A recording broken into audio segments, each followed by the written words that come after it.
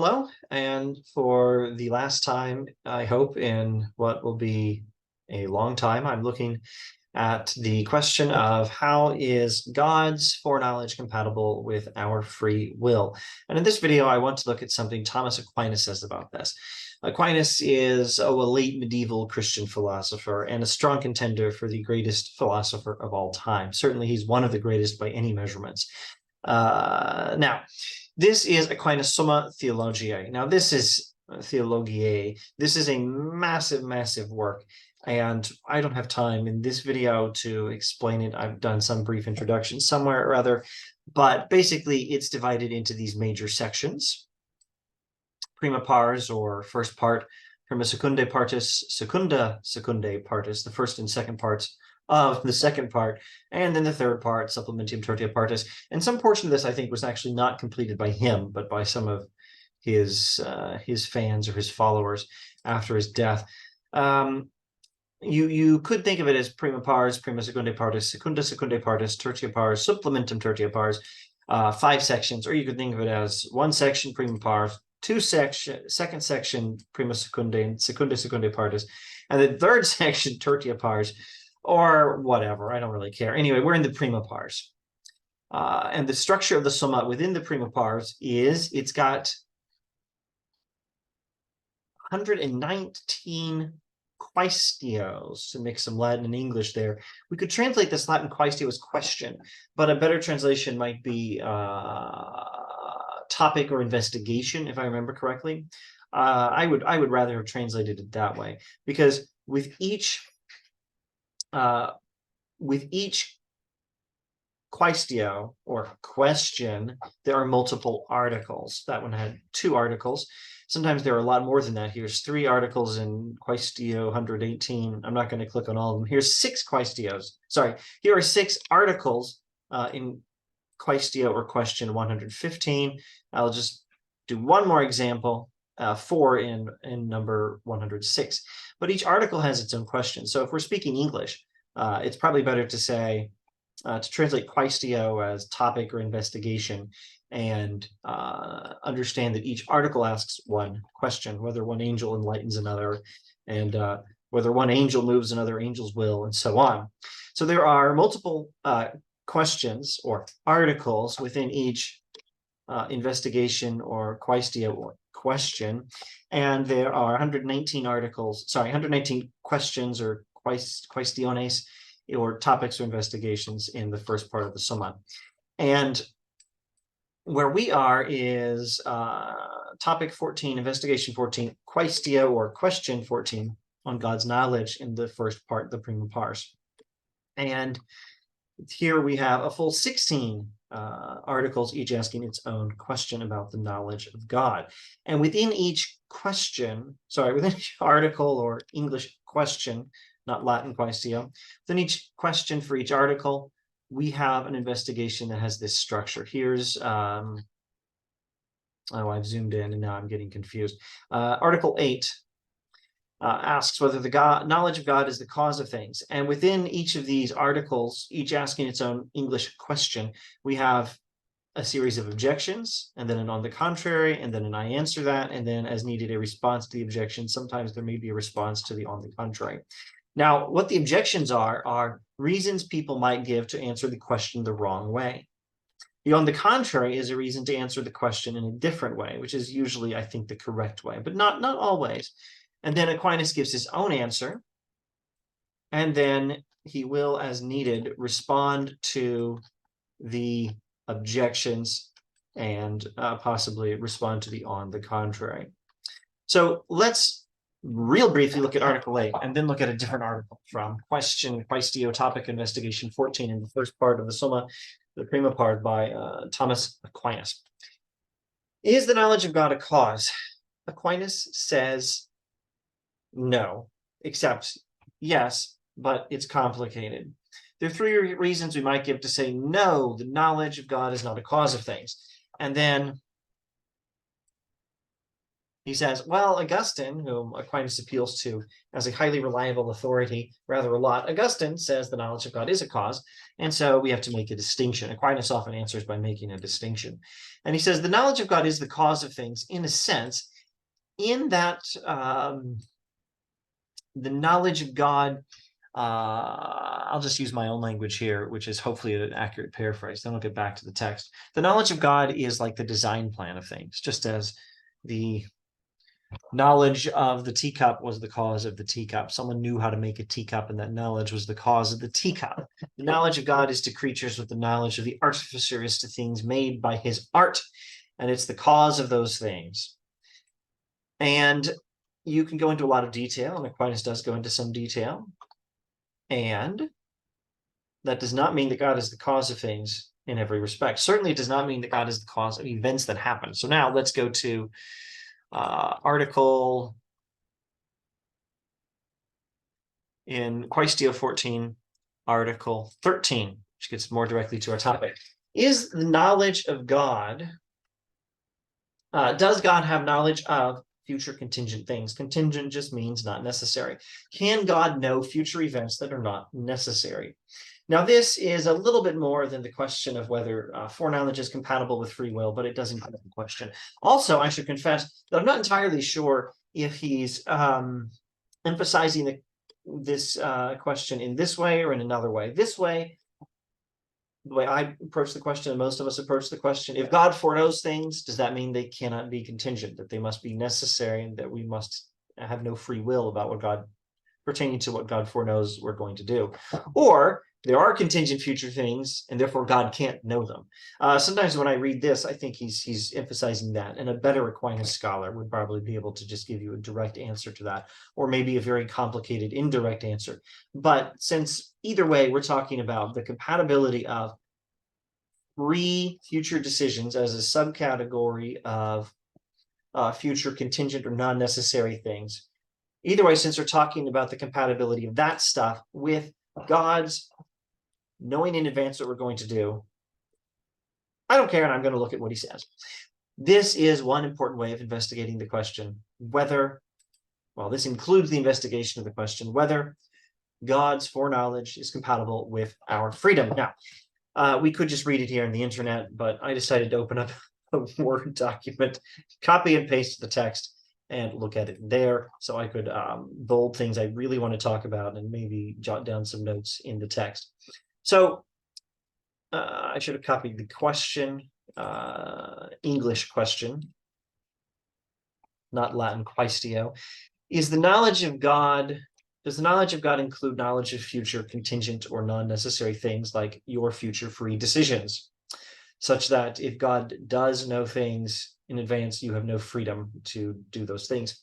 It seems that knowledge of God is not a future contingent things, and that there's no compatibility of free will and God's foreknowledge. The knowledge of God is the cause of things known, as we just looked at in Article 8, where knowledge of God is like knowledge of the artificer as a cause of the things made by his art, as knowledge of how to make the teacup is a cause of the teacup. And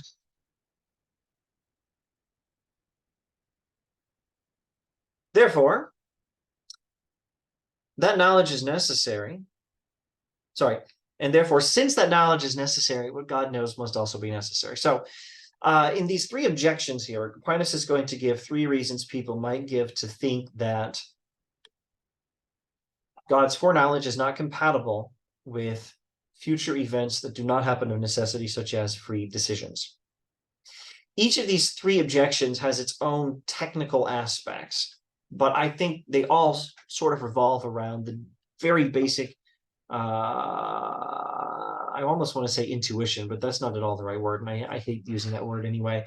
The very basic appearance of things that if God knows what's going to happen, since God's knowledge can't be wrong, there's no chance things will happen anyway other than what God knows. Therefore, there's no free future decision. They're all going to revolve around that basic seeming insight. The second reason, every conditional proposition of which the antecedent is absolutely necessary must have an absolutely necessary consequent. Well, that's some fancy logic language. So let me see if I can paraphrase this or give a simple example. We're talking about if-then statements. If the if portion of an if-then statement is necessary, then the conditional or the then portion of the if-then statement must also be necessary.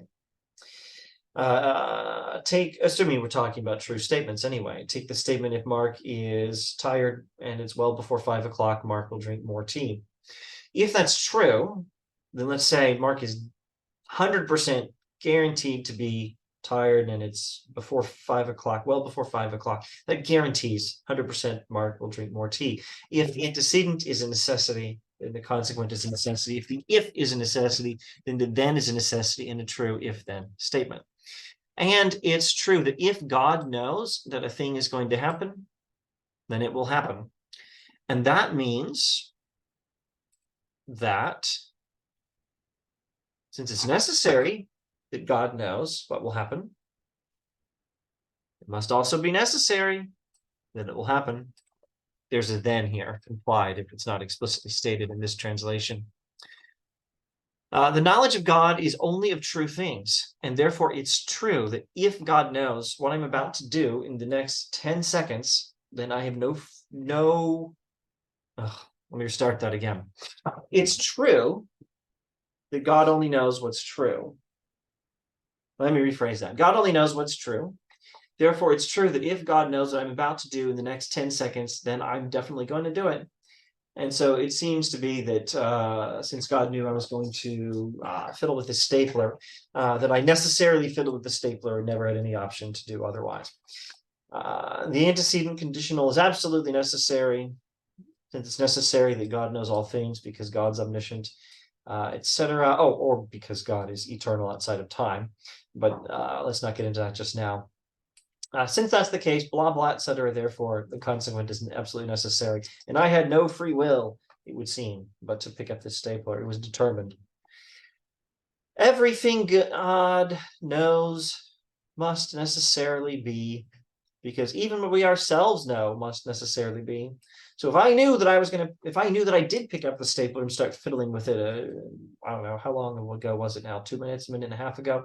If I knew that I recently picked up this stapler and started fiddling with it, then it's necessarily true that I did, because I only know what's true. That's how knowledge works.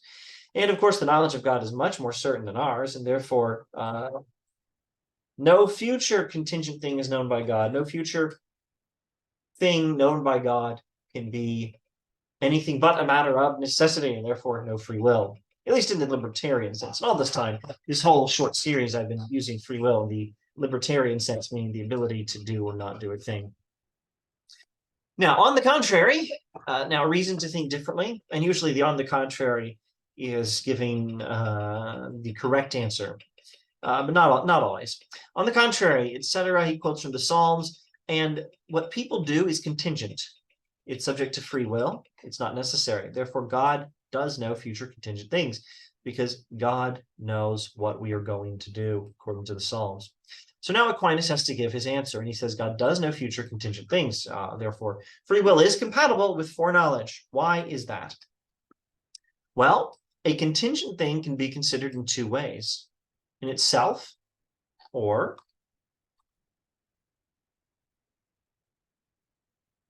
as it is in its cause. Now, let me do just a little bit to try to clarify, unpack this language here.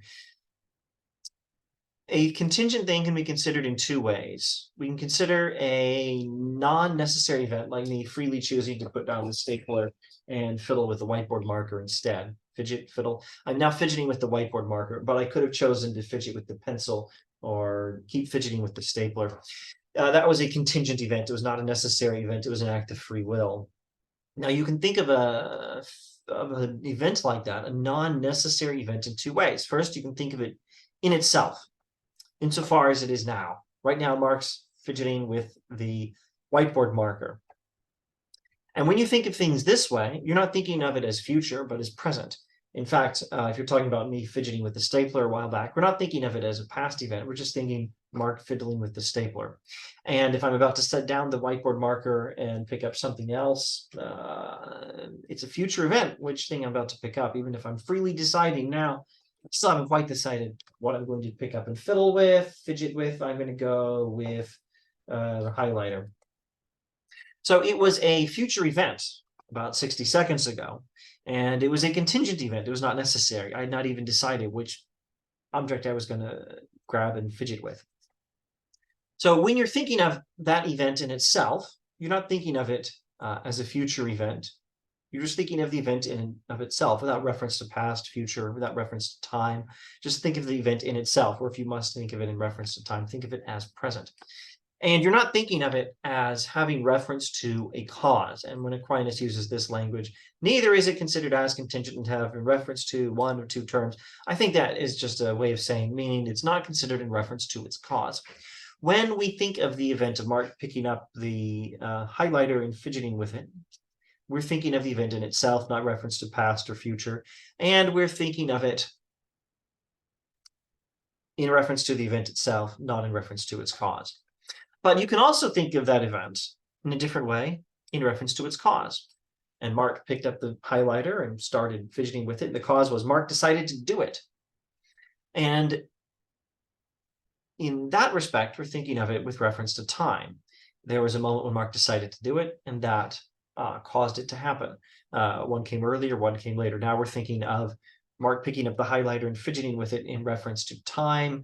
We're thinking of it as a future event in reference to its cause, and we're thinking of it in reference to its cause. Now, if you can make a distinction like this, you can see that God knows all non-necessary things, not only with reference to their causes, but also just each of them in and of itself. And God's knowledge involves God's eternity. And God is outside of time. God knows everything directly. I don't know everything directly. I know very little directly. I know almost nothing directly. I certainly don't know the past or the future directly. I know them with reference to memories or anticipation, with a better knowledge of the past than of the future. And even my knowledge of the present is not perfect. God's not like that. God knows everything directly and immediately and in the present, so to speak, because God is outside of time. And if you want to think in these terms, you could say everything is past to God. It's already happened. But that's just looking at God knowing what has happened because it has happened, not vice versa, and putting it in language of time. But it's a little better to say everything God knows in one continuous eternal present. Everything is present to God because God is outside of time entirely. Okay, so when we think of things not in reference to their causes as future events, that were once future in relation to their causes, but when we think of them just in and of themselves, this thing happened, that's how God knows them. God just knows them directly in and of themselves. Now, God also knows about their causes, but God also knows them directly in and of themselves. And that means something. Hang on, let me track down the bit of the text I want to talk about now. I haven't prepared all my notes, or rather all my highlighting and so on with Aquinas text. I think this is what we want. It's therefore clear that contingent things, hence it is manifest, it's therefore clear that contingent things or non-necessary things are infallibly known by God. Clearly, God knows infallibly all non-necessary events because they're all things God sees directly from God's eternity where everything is present to God. Still, in reference to their causes, they're future events. So Mark deciding to grab the highlighter and fiddle with it some more was a future event in reference to Mark's decision to do it. Mark's decision to do it was the cause, and Mark actually doing it was the effect. But God knowing the effect, God knowing that event directly from God's eternal present, well, that was the thing God knows, and there's no necessity involved there at all, except the necessity that what God knows is true. But that doesn't make the thing necessary. It's a contingent event when you consider it with reference to its cause. Let me see if I can find another way of paraphrasing this more briefly. God knows things directly from his position outside of time, quite independently of any examination of their causes. Although, of course, God also knows that.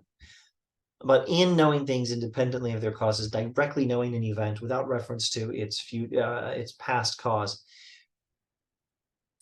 God knows a thing, and if that thing is in and of itself a contingent event, an event that did not necessarily occur, great, God knows it, and that's how it works.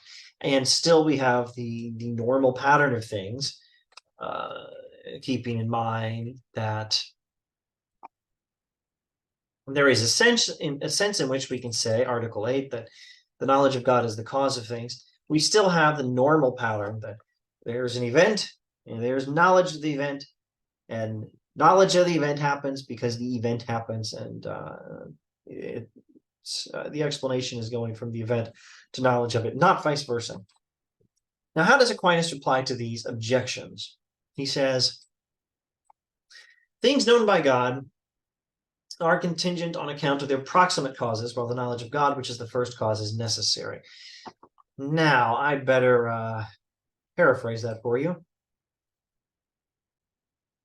Actually, before even trying to paraphrase it, let's just copy and paste so we can have both of them on the screen at the same time. Objection 1 was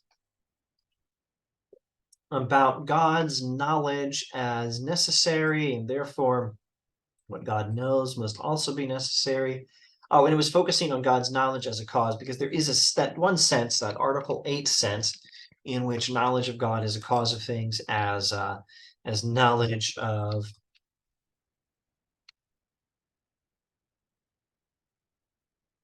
the artificer is the cause of knowledge of the thing made by the artificer, or paraphrasing with examples, knowledge of the teacup was the cause of the teacup, knowledge of the nature and the structure of the teacup was the cause of the teacup being made by whoever made the teacup. Because there is that sense in which God's knowledge is a cause of things, and because God's knowledge is necessary, therefore its effect, or the things God knows, is necessary. And Aquinas responds, things known by God are contingent because of the proximate causes, even if the knowledge of God is necessary and is, in a sense, its first cause. Now, let's explain that. Talking about first cause, we could get distracted with cosmological arguments, and they give God as the first cause, but we've already done that in an earlier video in this series. Let's not go there now, except to say, briefly, God as the artificer, the designer and creator of things, has a knowledge of the things he's going to create. And you could think of this in terms of the design plan for those things. And that is all the cause of the things that have been made. So God is the first cause of everything, and God is a necessary being. And none of that means that everything that happens is a necessary thing. God is one cause and is a necessary cause, but is not the only cause there is, because things have their first causes, like God created the universe, and that's necessary cause for my being able to fidget with the highlighter. But my fidgeting with the highlighter is not only an effect of God creating the universe, but it's also an effect of me freely deciding to fidget with the highlighter. All right, so things can still be contingent despite having God as a necessary cause, including God's knowledge in that one sense.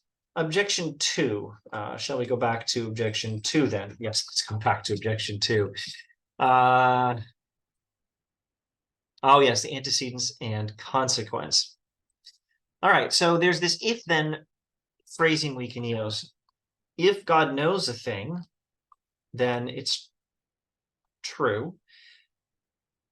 And that statement is true.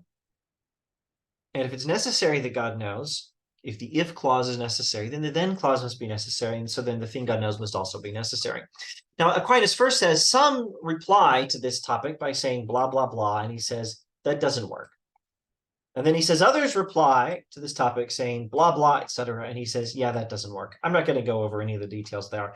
Let it suffice to say, Aquinas is dealing with a whole lot of different conversation partners. There's the people who give objection 1, and then there's the people who reply to it this way, and the people who reply to it this way.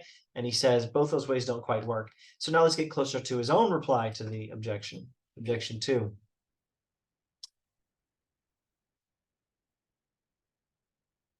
He affirms that the antecedent is absolutely necessary. So again,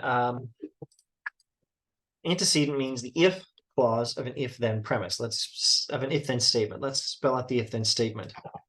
Actually, let's go back and get the if-then statement from before. That was a good one.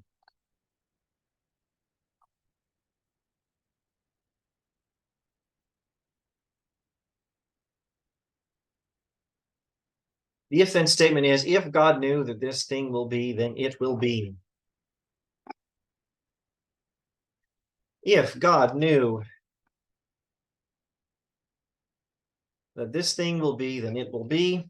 I can't highlight everything in every way I'd like. Let's highlight this in green and make the font size slightly bigger. This is the if-then statement we're talking about. Then let's highlight the individual clauses. And Aquinas is affirming of the statement, if God knew that this thing will be, then it will be. Aquinas is affirming that the God knew that this thing will be is necessary.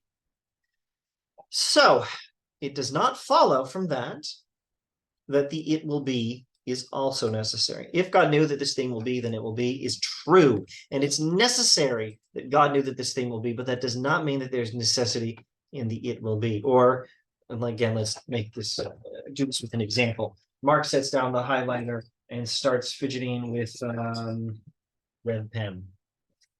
God knew I was going to do that. If God knew that I was going to do that, then I was going to do that. And it's true that if God knew that I was going to do that, then I would do that. And it's necessary that God knew that I would do that. That does not mean that it was necessary that I did that. Because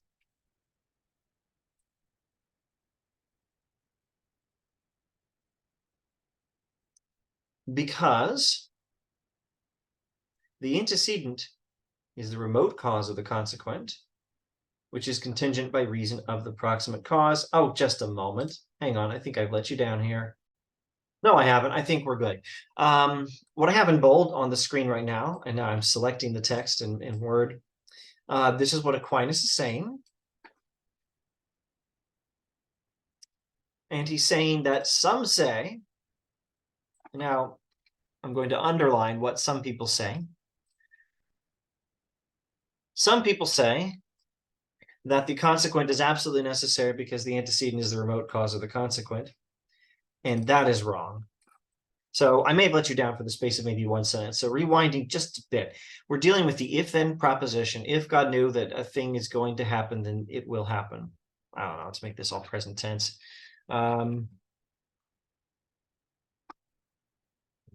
If God knows that a thing will happen, then it will happen.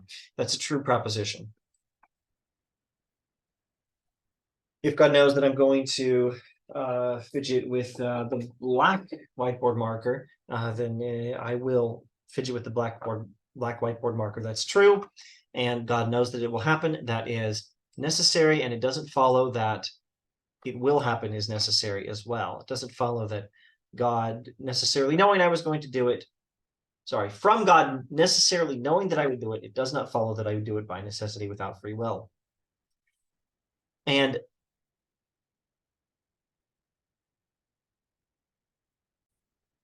some say that it is necessary that it happened the way God foresaw, because God seeing it is the remote cause of the consequent. But that is wrong, and that does not follow. So again, it does not follow that the then clause is necessary just because the if clause is necessary, and because it's true that if God knew it, then it was going to happen. Or now let's just give Aquinas' response to this confusion and then move on, and I'll say a prayer that I didn't make it too confusing for you. For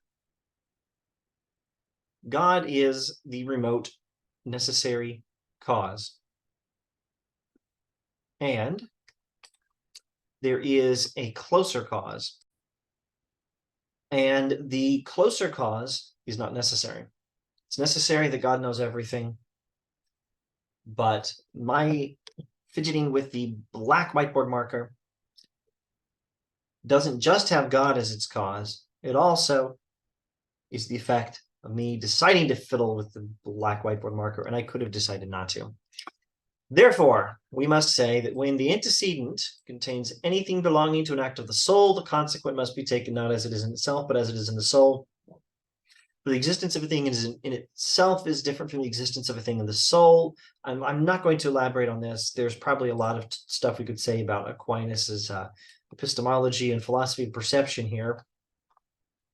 Let's just observe that he adds, thus it is necessary, everything that is, while it is, must necessarily be. There is a necessity. Sorry, I gotta pause and start that sentence again. Here, this is what I should be highlighting here. If I say, if God knew anything, it will be, or that if God knows that a thing will happen, then it will happen. The consequent must be understood as it is subject to the divine knowledge, i.e., as it is in its presentiality, or paraphrasing, when I say that if God knows that a thing will happen, then it will happen, we have to understand the then it will happen, not with reference to the thing in and of itself, but with reference to the thing is known by God. In other words, the truth of this statement, if God knows that a thing will happen, then it will happen, and all the necessity that's involved with this statement is based on God's knowing. And that means that none of it involves a necessity in the thing known. There could be no necessity whatsoever in the thing known, and it can still be true that if God knows that it will happen, then it will happen. And there could be a necessity that God knows only what is true, and that what God knows is real, and that what God knows will happen. And all of that necessity is not in the slightest conflict or tension with the non-necessity of the thing happening, because God's knowledge is true. And we're talking about a thing that didn't have to happen, and God's knowledge of it, and the explanation relationship goes in one direction. The thing happened, not by necessity. That explains God's knowledge of it, not vice versa. Reply to objection 3.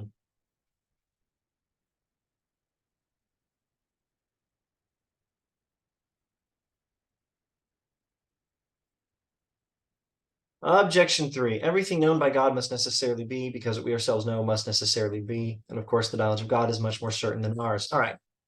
Objection 3 states that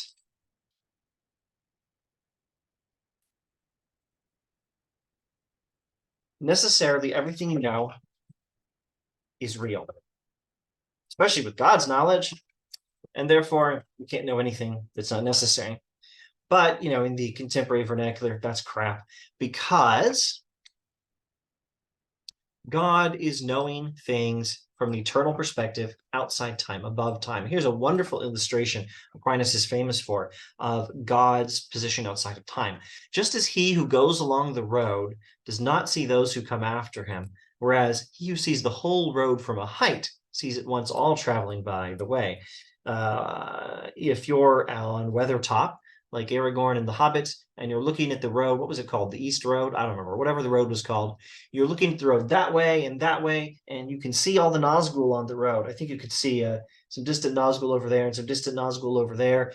And the Nazgul can't see each other nearly as well as you can see both of them, or all of them. There's probably 2 or 3 and 3 or 4 or something like that. Anyway, no more Fellowship of the Ring.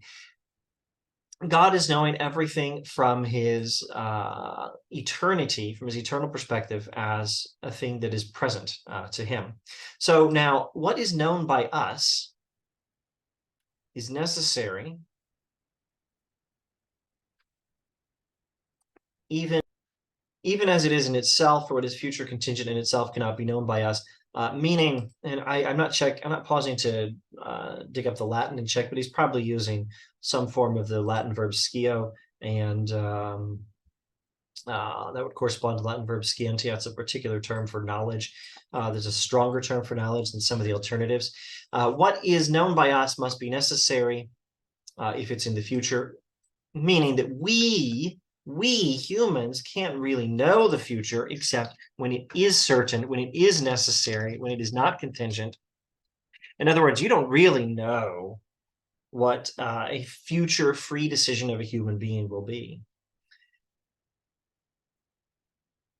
But you can know that which is necessary. But God's not like that. Whereas what is known by God must be necessary according to the mode in which they're subject to the divine knowledge, as already stated, not absolutely as considered their own causes. In other words, God's knowledge is of a higher order than ours, as Boethius was saying before, connecting it to God's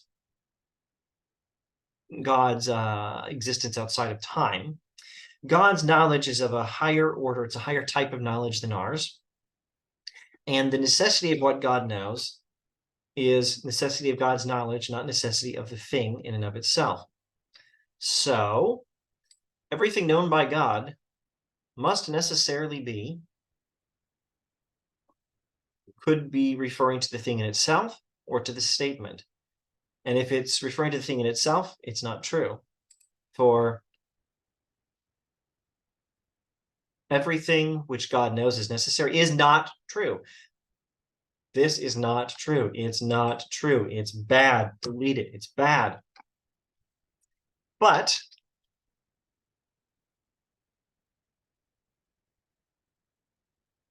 if we are saying that the statement, that which is known by God is a necessarily true statement, we're correct. And once again, as always, it's because there's the thing known and there's the knowing, and one thing is the reason for the other thing, not vice versa, as a general rule, because that's just how reality works, although there is a sense in which knowledge is the cause of things that we don't want to get confused and leave out. Okay. So I've talked too long. There's no chance of having an end screen for this video because Clipchamp just won't permit it. Clipchamp is too much of a jerk to do that with longer videos. No end screen, no beginning screen. And how shall I try to summarize everything? Aquinas is a freaking genius. He's smarter than I am. He's smarter than you are, which I suppose is neither here nor there. What matters is his argument. And Aquinas, if I understand him correctly, is saying a lot of the familiar things I've been saying in the last 1, 2, 3 videos preceding this. And you can find a whole lot of the Boethius having gone into Aquinas analysis here, Boethius in the Consolation of Philosophy. Aquinas is saying that God's knowledge is necessarily true. And what God knows happens, and that's necessary. But it's not necessary that it happen. It's just necessary that God knows what will happen. You could phrase it in this way. It's not everything God knows is a thing that will happen, although that's true. It's that everything that happens is necessarily a thing that God knows. And if it happens not by necessity, then God knows some things that are not by necessity. God knows some contingent future events.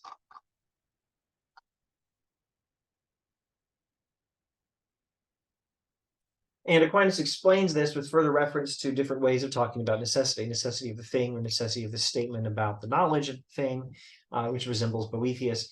And Aquinas also explains this with reference to God's position outside of time, again, like Boethius. And that is all. This video has gone on far too long. If you've actually watched it all the way through to the end, please let me know in a comment. I'd be interested to know if someone did that. All right. Bye.